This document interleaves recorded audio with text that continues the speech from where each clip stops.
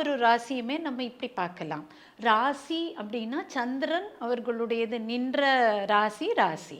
அவர்களுடைய லக்னம் நின்ற ராசி பார்த்தீங்கன்னா லக்னம். சில பேருக்கு ஜாதகப்படி லக்னம் தெரியும், சில பேருக்கு லக்னம் தெரியாது. அதனால தான் ராசி லக்னம் ரெண்டையும் சொல்கிறேன். இப்போ சில பேர் பார்த்தீங்கன்னா லக்னம் ராசி ரெண்டுத்தினுடைய மந்திராவையும் சொல்ல வேண்டி இருக்கும். ஏன்னா லக்னம் ரொம்ப பவர்ஃபுல்லாக, லக்னாதிபதி அந்த மாதிரி ஏதாவது ரொம்ப பவர்ஃபுல்லாக இயங்கும்.